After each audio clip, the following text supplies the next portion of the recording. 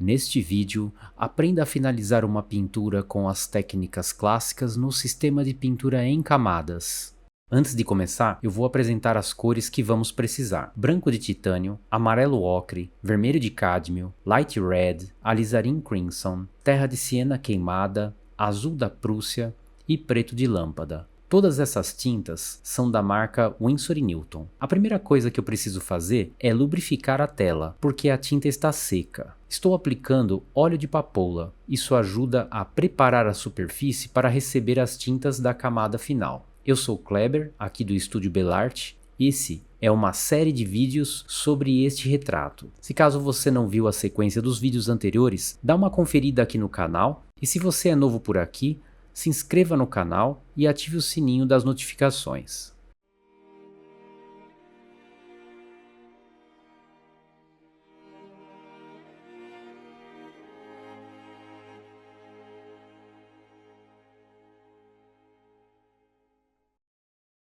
Eu sempre divido a pintura de acabamento em duas partes: a parte das sombras e a parte das luzes. As sombras eu faço com a técnica da veladura. Aqui, basicamente, eu adicionei um medium à base de óleo de linhaça espessado ao sol. Criei uma mistura transparente para trabalhar as sombras. Essa mistura serve para a pele e também para o cabelo e outras partes. A ideia aqui é fazer um marrom avermelhado transparente. Veladura é uma fina camada de tinta transparente aplicada sobre uma pintura seca. A cor da veladura se combina com a camada de baixo, formando outras cores, como se fosse vidros coloridos um por cima do outro. A mistura de cor se dá por camadas e vou aplicando a veladura. Quanto mais espalhado e diluída a tinta, mais claro fica o tom. E assim eu vou controlando o efeito do tom mais claro ou escuro. Vou reforçando as sombras. A veladura serve mais como um complemento que modifica a cor e tom por transparência. Modifica a cor que já está na tela. Veja como as pinceladas da pintura são preservadas, graças à transparência da tinta. Isso é veladura. Neste caso, como a pintura de base estava bem modelada, só resta algumas áreas pequenas de veladura e também toques expressivos.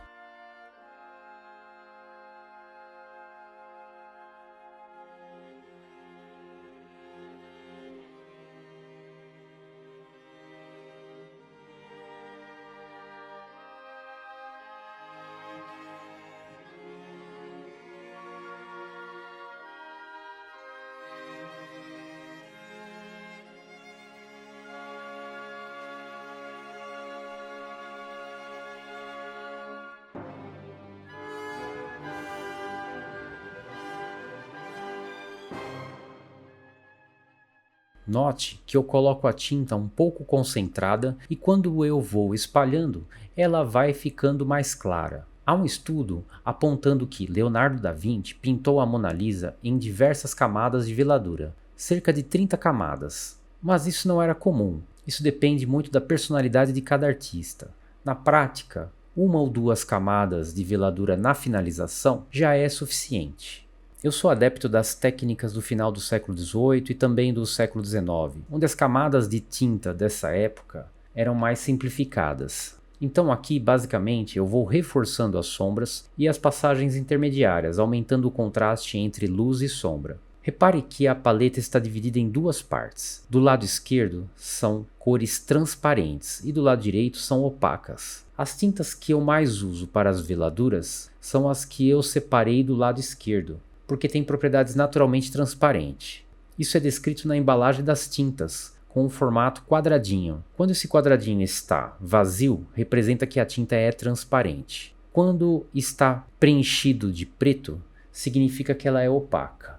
As tintas que eu deixei do lado direito têm a propriedade da cor opaca e não servem para veladura. O preto também é opaco. Mas quando adicionamos preto em pequenas quantidades misturado com cores transparentes, pode ser usado em veladura, porque não vai estragar a transparência.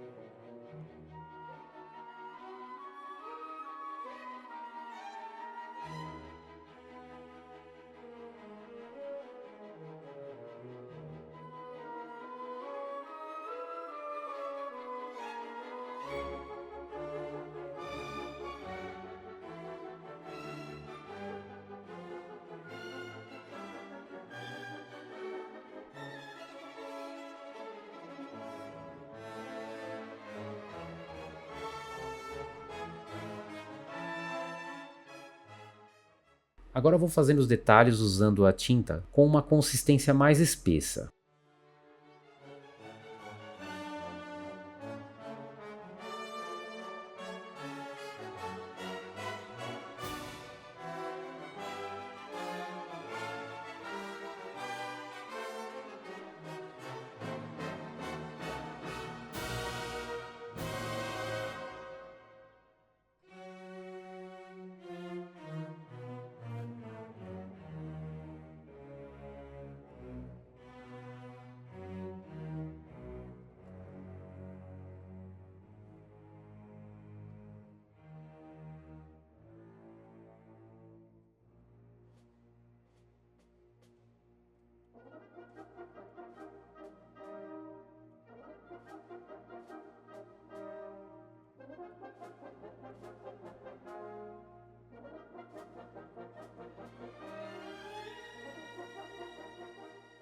Aqui eu estou fazendo uma cor fria, bastante azulada, para aplicar a veladura que vai complementar a cor quente de baixo, neutralizando através da transparência. E assim é a mistura indireta ou pintura em camadas.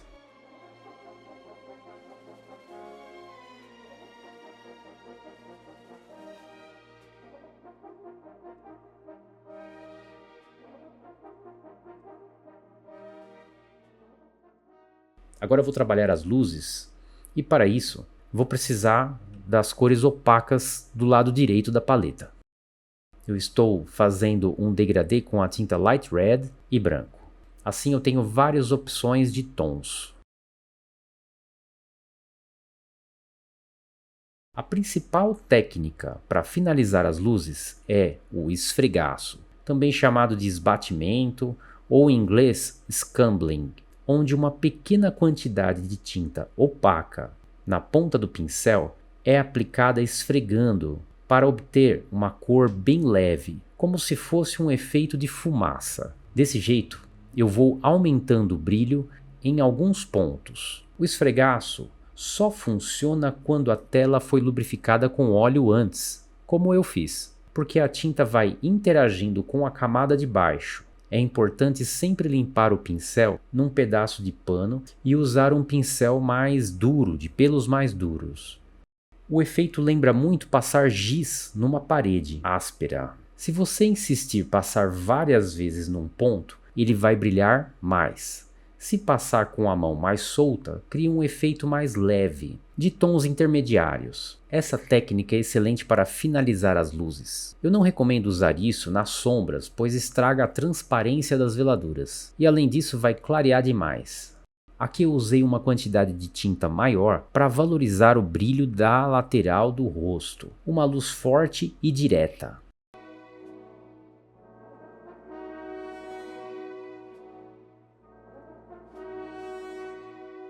Adicionando preto ou azul nesta cor, eu consigo neutralizar mais, deixar a cor mais suaves para algumas partes do rosto.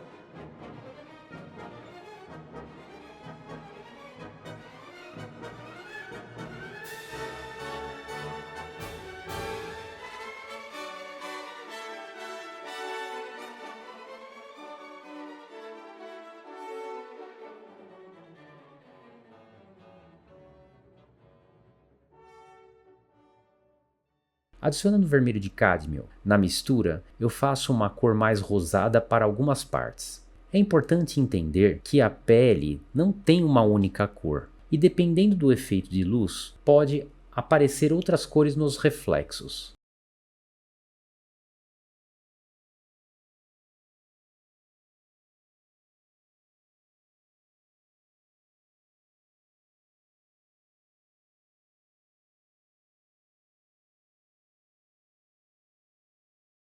Com um pincel macio, eu suavizo a passagem entre os tons, lembrando que isso só é possível porque a tela foi lubrificada anteriormente com aquele óleo de papoula. Ele deve se manter fresco, fazendo a tinta ficar transparente no limite entre as pinceladas. Isso cria uma interação com a pintura seca.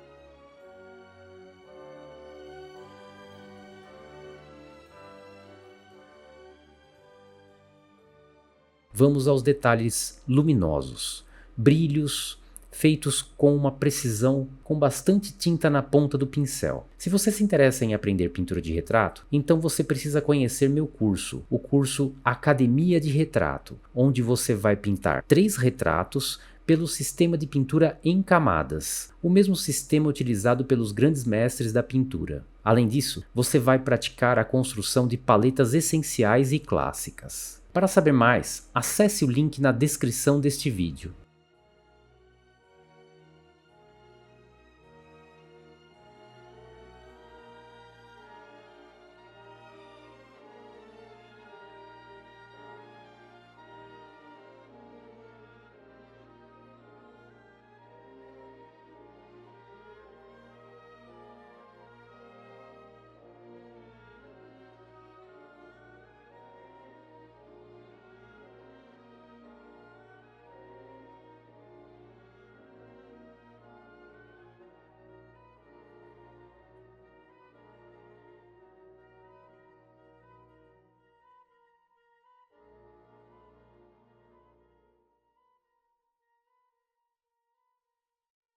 Vou intensificando algumas luzes ou amenizando conforme eu observo na fotografia de referência, porque algumas partes são mais brilhantes do que outras, dependendo do ângulo da luz. Um erro muito comum dos iniciantes é tratar a luz tudo de um mesmo jeito, sem mudar os tons ou esfumatar demais. Tem algumas partes que são mais nítidas e precisa manter o brilho mais marcado.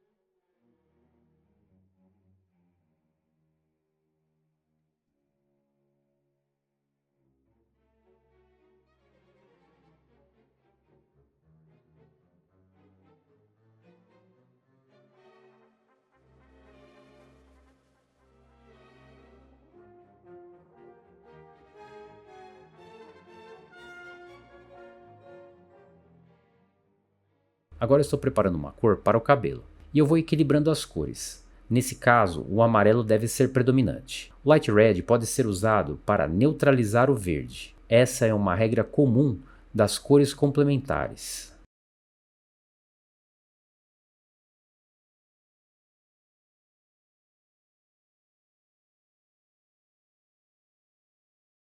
Eu vou criando reflexos sutis no cabelo, sem uma intensidade explosiva nesse caso. Não há necessidade de fazer fio a fio. Na verdade, a pintura é uma linguagem que faz o espectador complementar de imaginação o restante. Isso acaba sendo mais interessante e está mais de acordo com o olhar humano. O artista conduz o olhar do espectador para onde ele achar mais interessante, deixando algumas coisas no foco e outras coisas como plano de fundo.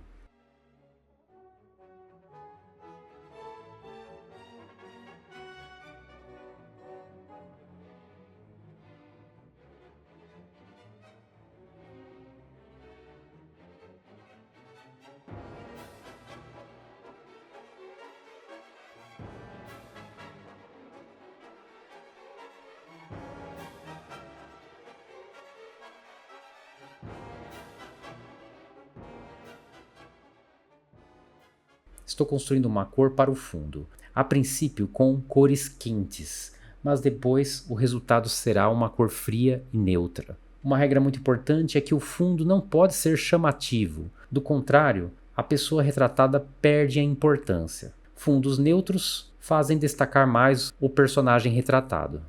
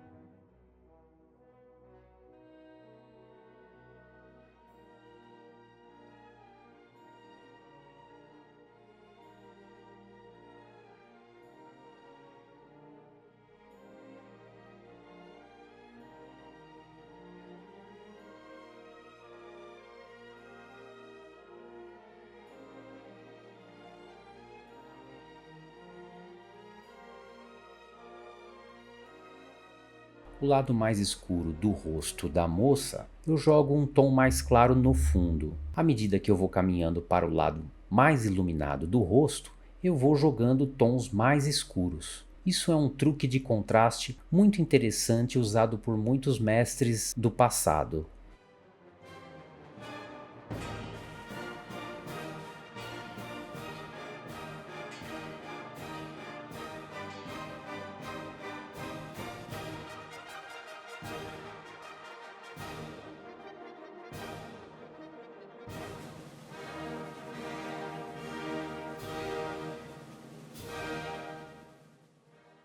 Agora eu vou fazendo a conexão, suavizando a passagem entre os tons. Eu achei esse lado aqui excessivamente claro, então eu faço alguns ajustes. Se inscreva no canal, ative o sininho das notificações. Se gostou, deixe seu like, compartilhe. Obrigado por assistir e até o próximo vídeo.